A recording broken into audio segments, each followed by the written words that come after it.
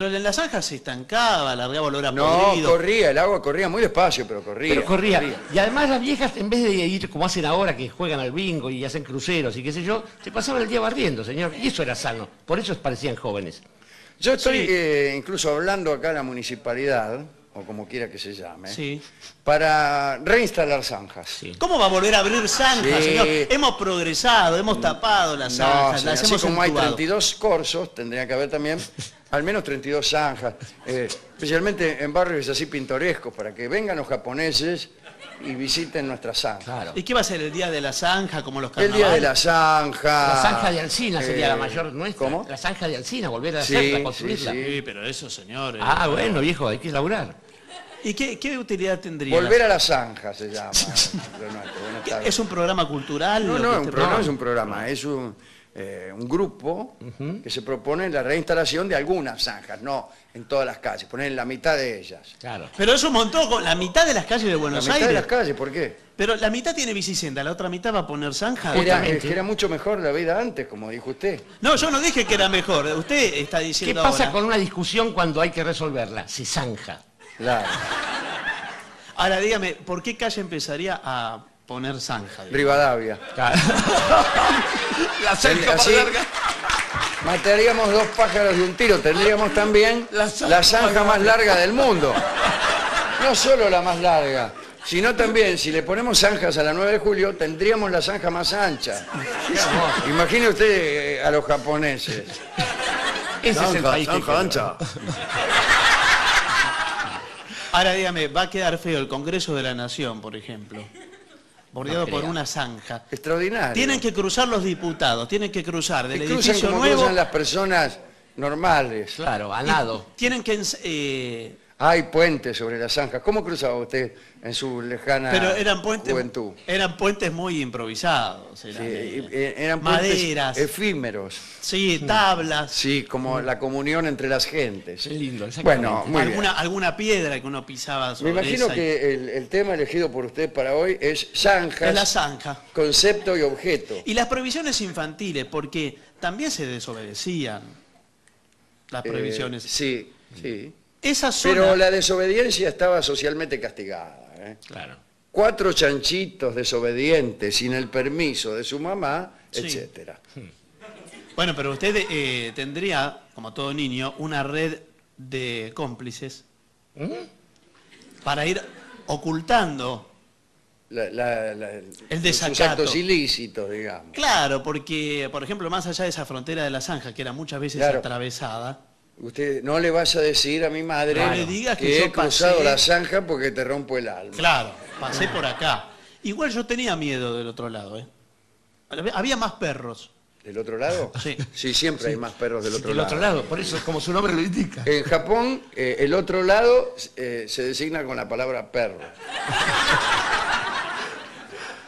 Y los perros me perseguían en la bicicleta. Yo he contado aquí... Los perros andaban en bicicleta persiguiéndolo.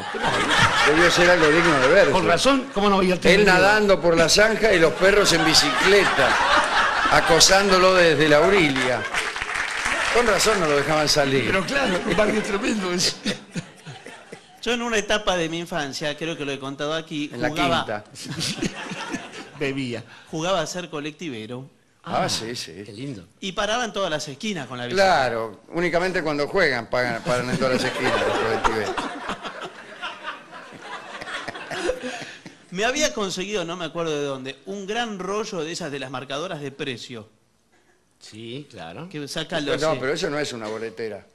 Bueno, pero era parecido. No es nene una boletera. Bueno, pero yo juego a que es una boletera. No es Sí, parecido bueno. ni ahí. Jugá con lo que corresponde. Eso ¿Pero no qué es. es? Pero no arruine el juego. Yo creía que ¿Qué eso te voy a era... decir? Que todo.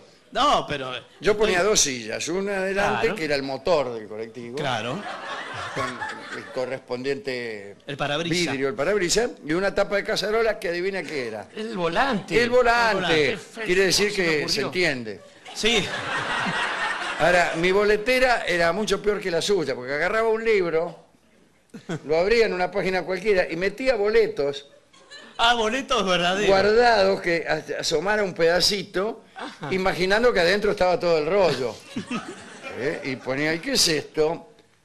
un libro, naturalmente, contestaba yo a los grandes que me preguntaban. Claro. Estoy jugando con un libro, una tapa de olla y 2 sillas, o no ves. Sí. Pero en secreto, como Peter Pan, Muy bien, muy bien. Ahí se disfrutaba. yo seguía conduciendo el colectivo. Muy bien. Porque el grande Es viene... más, lo sigo haciendo. Sin ir ¿A más qué se cree que lejos. estoy jugando ahora? ¡Córranse! Señores, vamos a hacer una breve pausa en el transcurso de la cual cavaremos zanjas Sí, señor. aquí en pleno multiteatro. Una pausa, por favor.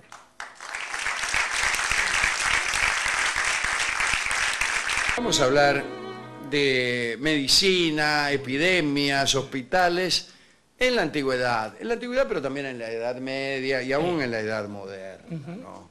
Bueno, digamos que en esos tiempos se podía considerar muy afortunado el que lograba sobrevivir a su infancia, y después sus probabilidades de vida eran muchísimo menores que en nuestros tiempos.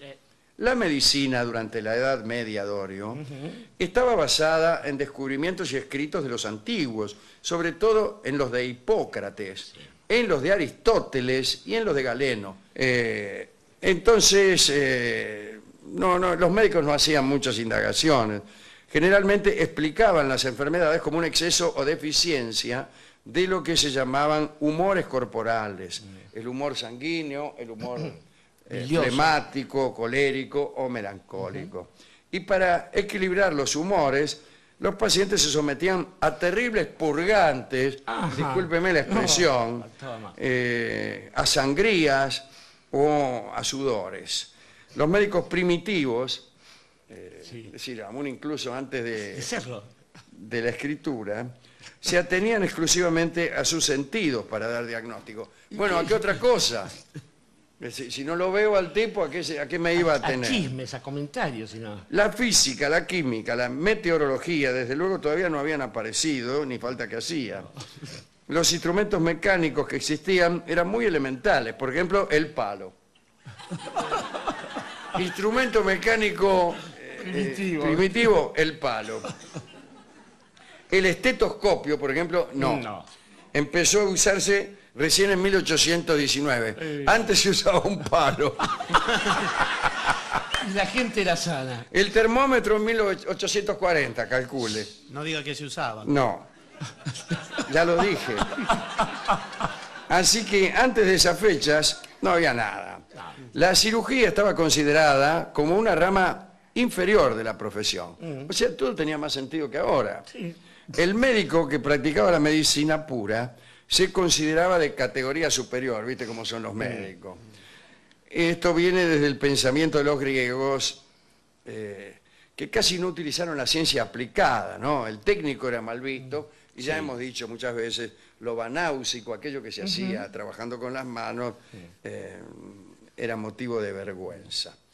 En Inglaterra, antes del siglo XVIII, la corporación de cirujanos estaba combinada con la de los peluqueros.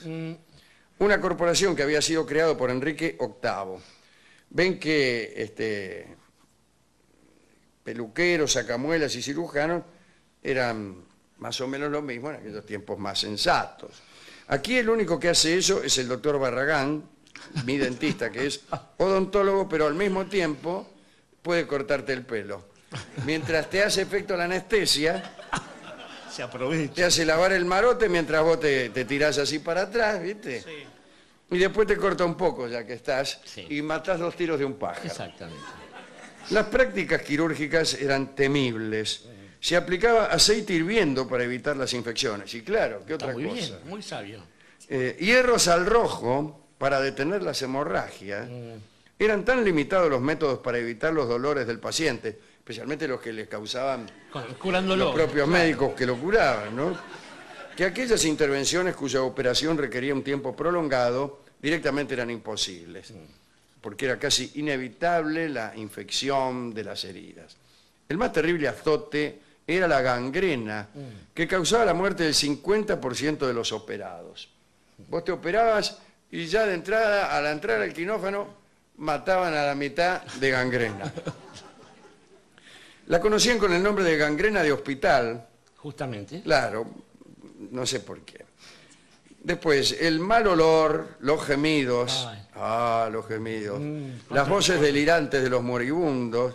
Bueno, eso ya es color local y supongo que se callan ahora los moribundos. Los ponen aislados, por eso, claro. Bueno, llegó incluso a formarse una palabra que denotaba el riesgo mayor que se corría en un hospital. Era el hospitalismo. Que yo pensé que era una corriente de pensamiento. Era un término vago.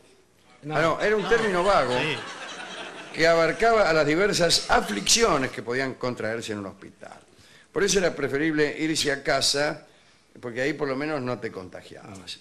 El campo de acción de la cirugía era muy acotado. Principalmente consistía en la amputación de miembros. Mire, lo único que podemos hacerle aquí es amputarle un miembro. Si me duele la garganta. Bueno. No importa. También podemos extirparle crecimientos anormales y extirpación de piedra de la vejiga. Hacemos. Parece una sierra en Tandil. Sí. ¿Dónde veraneás vos? Bueno, nosotros vamos con mi familia a Piedra de la Vejiga. Ahí nomás de Sierra de la Ventana. Es movediza. Al lado de extirpación está, claro. Yo en algún momento, hace una eternidad, estuve tentado por este tipo de prácticas y descubrí rápidamente, al cabo de apenas 5 años, que hay 2 formas de ser médico, Alejandro, y una consiste en creerse Dios, como nuestro amigo Dr. House, estar convencido que uno tiene la capacidad de determinar todas esas cosas que le pasan a cualquier infeliz que pase por las manos de uno. Y la otra manera, eso es desde ya peligroso, ¿no? Cómo vivir creyéndose Dios y sobre todo con gente alrededor. Y la otra forma es la desidia, la desaprensión, digamos, esto de, bueno, pase lo que pase, a mí no me importa. Son 2 formas muy alocadas de enfrentar la vida. Digo, creo que la persona decente en ese caso directamente abandona la carrera de medicina y le dice... Y se hace enfermo. Se hace enfermo, inmediatamente pasa del otro lado. Es mucho más noble. Los enfermos argentinos son los mejores del mundo. Los médicos no tanto. Son los más enfermos del mundo, además. Digo que después, con los años, para evitar este tipo de cosas, se ha pensado que unificando síntomas uno puede llegar a determinar cuál es la dolencia y a partir de ahí diagnosticar, y después medicar y después curar. Falso, absolutamente. Todas las cosas que se curan a partir de ese método son ciertamente casualidades. Tiendo a creer que esto es así.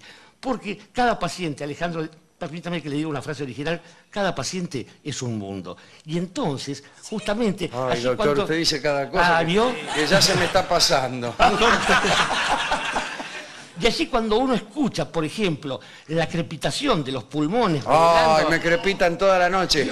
Mi marido dice que ya lo tengo harto. Por ejemplo, el jadeo de una respiración... Ah, ese es él. El de jadeo él. Yo soy la de la crepitación. O bien el gemido surgido de alguna parte de su cuerpo, no importa cuál. La rodilla. Claro. El que está hablando Teléfono. no es su cuerpo. El que está hablando no es su cuerpo, sino algo que lo precede y que lo sucederá. Porque toda queja, Alejandro, son quejas del alma. Señoras, señores, este es el mejor momento para dar comienzo al siguiente segmento. Hay un puma suelto en Vicente López. ¡No! Ampliaremos. Señores, yo lo escuché esto en El Disparador, el programa que hay antes del nuestro. Sí. Y usted sabe que yo vivo relativamente cerca Sí, de Vicente ya. López. Digo, no muy cerca, pero Para un puma, nunca ¿no? para un puma las Sí, sí. distancias son nada. Y los límites Yo de los esta barrios... noche voy a dormir bajo 7 llaves.